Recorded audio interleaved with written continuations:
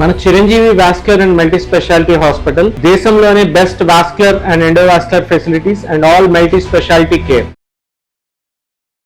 Suman TV ప్రేక్షకులకు నమస్కారం. ప్రస్తుతం మనతో పాటు ఉన్నారు ప్రముఖ జ్యోతిష్యులు మరియు భారతీ శంకరపీఠం వ్యవస్థాపకులు బ్రహ్మశ్రీ అన్నవరపు తిరుపతి మూర్తి అవధాని గురువు గారు. ఎస్ అండి, మనలో చాలా మందికి భయం అనేది వెంటాడుతూ ఉంటుంది. ఆ భయాన్ని పారద్రోలాలి అంటే ఏదో ఒకటి చెయ్యాలి అనుకుంటారు కదా. గురుగారు ఒక మంచి మార్గాన్ని అయితే తెలియజేస్తా అంటున్నారు. ఏమిటి ఆ మార్గం?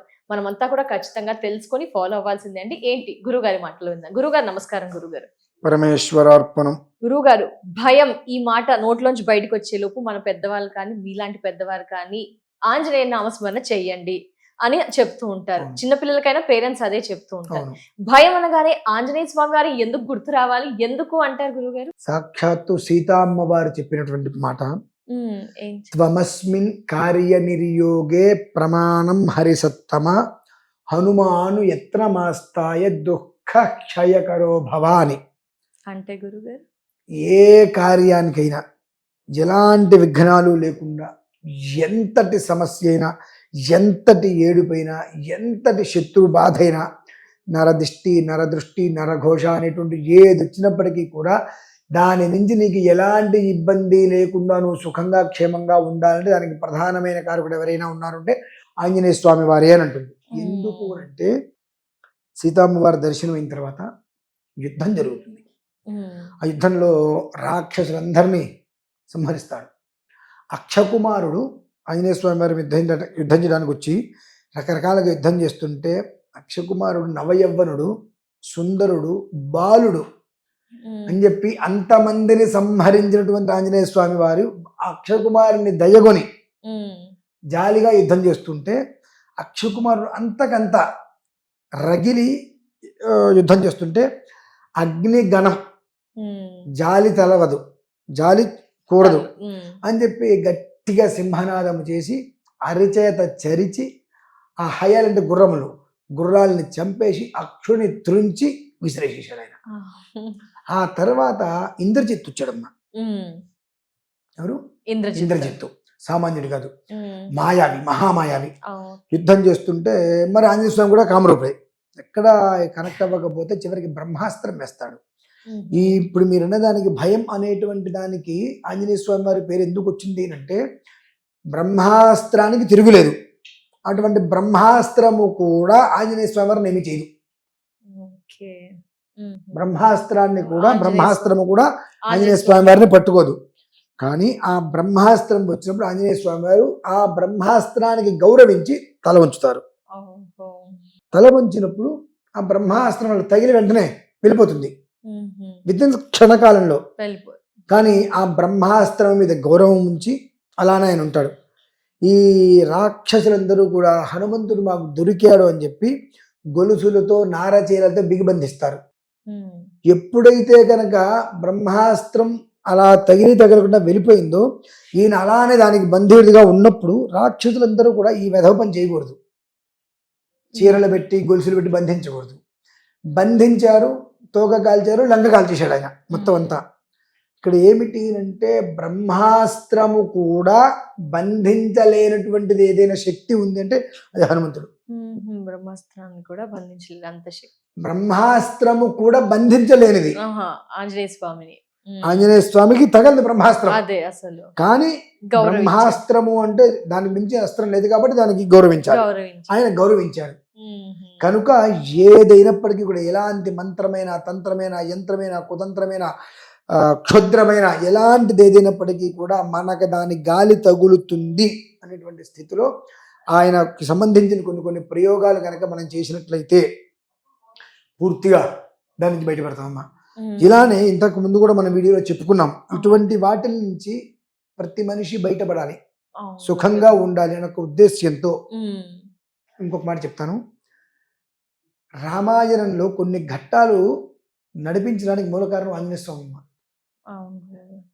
ఎలా అంటే ఇంద్రజిత్తు మరణానికి కారణం శని, ఇలా కొన్ని ప్రధానికి ఉంటాయి. ఈ రావణాసురుడికి ఇంద్రజిత్తు జన్మించే సమయంలో నవగ్రహాలందరినీ కూడా ఒక చోటు పెట్టించేస్తాడు. ఆ సమయంలో కనుక ఆ, ఇంద్రజిత్తు అంటే మేఘనాథుడు అంటారు. జన్మిస్తే అతనికి చావు ఉండదు, అతన్ని కొట్టేవాడు ఉండడు.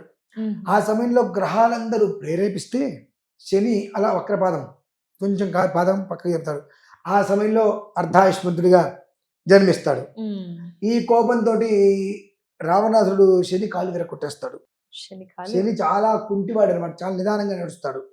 కాళ్ళు విరగొట్టేసేసి బంధించేస్తాడు. సీతామ్మవారి అన్వేషణలో బందీగా ఉన్నటువంటి శనిని చూసి ఆంజనేయ స్వామి విడిపిస్తారు. ఇలా ఈ రకంగా కొన్ని కారణాలలో కొన్ని యోగాలు సమయాలు కలిసి వచ్చినప్పుడు ఆంజనేయ స్వామి వారికి అభిషేకం చేయటం వలన ఎక్కడైనా జన్మతహగా నువ్వు శని గురించి ఏదైనా నెగిటివ్గా ఆలోచించి కనుక బాధను అనుభవిస్తున్నట్లయితే నీ అధర్మ ప్రవర్తనతో దాని నుంచి కూడా పూర్తిగా బయటపడిపోతావు. ఏ బాధ నీ దగ్గరికి రాదు. త్వమస్మిన్ కార్య నిర్యోగే ప్రమాణం హరిసత్తమ. నాకు ప్రమాణం ఎవరు? ఆయనే. హనుమాను ఎత్ర మాస్తాయ దుఃఖ క్షయకరో భవ. నాకు ఎలాంటి దుఃఖము అనేటువంటిది క్షయం, ఏ దుఃఖం అయితే అది క్షయం అయిపోతుంది, లేకుండా పోతుంది అనేటువంటి ఆంజనేయ స్వామి వారు. కాబట్టి అటువంటి ఆంజనేయ స్వామి వారికి ఏమైనా సకల జనుల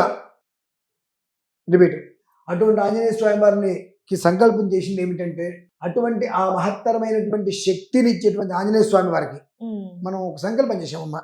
ఏంటి గురుగారు? సకల జనులకి సమ్మోహన శక్తిని ప్రసాదించే శతకలశాభిషేకం. ఎప్పుడు గురుగారు? ఏంటి? 18వ తారీఖు జూలై కాటేదారు సాలిగ్రామ వెంకటేశ్వర స్వామి వారి దేవాలయంలో ప్రత్యక్షంగా వృద్ధవానర రూపంలో అప్పుడప్పుడు వచ్చి అక్కడ తిరిగేటువంటి ఆంజనేయ స్వామి వారి విగ్రహం ఉంది. అక్కడ ఒక మారుతి అంటే వానరం వృద్ధవానర రూపంలో వచ్చి కొంతమంది ఎవరన్నా కూర్చుని వాళ్ళ దగ్గర కూర్చొని తల నిమిరి వెళ్ళిపోతూ ఉంటుందిట. అటువంటి దర్శనాలు చాలా మందికి కలిగినాయని చెప్పి అక్కడ గుళ్ళో ఉండేటువంటి అర్చక స్వామి వారు ఆయనకి 2-3 సార్లు అలా ఆ అనుభవం కూడా జరిగింది అనేటువంటిది ఉంది. ఆ స్వామి వారికి శతకలశాభిషేకం, అలాగే భక్తుల స్వహస్తాలతో స్వచ్ఛమైన నువ్వుల్ని గానుగు పట్టించి, బయట దొరికే 100-200 రూపాయలది కాదండి, నువ్వుల్ని గానుగు పట్టించి వచ్చినటువంటి నువ్వుల నూనె, ఆ నువ్వుల నూనెలో 7 రకాల మూలికలు కలిపి స్వామివారికి అభిషేకం చేయడం. ఆ అభిషేకం చేసినటువంటి నూనెని తిరిగి మళ్ళీ భక్తులకి మనం అందజేస్తాం. అలాగే అందులో పాల్గొన్నటువంటి భక్తులకి ఆంజనేయ స్వామి వారి యంత్రాన్ని కూడా ఇంటికి ఇస్తారు.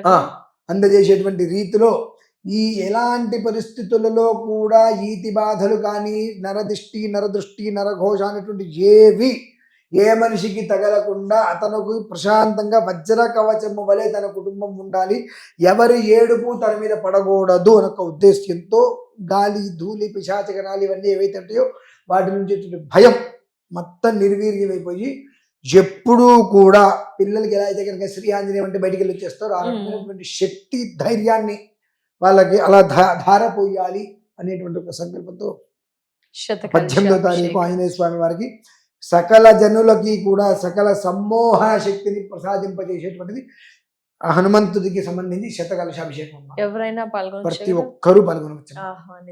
తప్పకుండా. చాలా ధన్యవాదాలు గురువు గారు. అసలు అలాంటి అద్భుతమైన ఘట్టాన్ని మేమంతా కూడా వీక్షించాలి, పాల్గొనాలని మనస్ఫూర్తిగా కోరుకుంటూ పరిచయం చేసినందుకు నమస్కారం గురువు గారు. సో ఇయర్స్ చూసారు కదా, జూలై 18న ఆంజనేయ స్వామికి శతకలశాభిషేకం అంటున్నారు. అంటే మనందరం కూడా పాల్గొనాలి అనుకుంటాం. ఇలాంటి సందర్భాల్లో అయితే మనం చాలా ఫీల్ అవుతూ ఉంటాం, సఫర్ అవుతూ ఉంటాం, మంచి మార్గం కోసం వెతుకుతూ ఉంటాం కదా. అయితే ఆ రోజు వచ్చేసింది అండి, జూలై 18. మీరంతా కూడా ఆ రోజును సద్వినియోగపరచుకోవాలి అనుకుంటే కనుక, ఆ కార్యక్రమంలో పాల్గొనాలి అనుకుంటే కనుక స్క్రీన్ పై నెంబర్ ఉంటుందండి, మిగతా వివరాలని తెలుసుకోవచ్చు. నమస్కారం.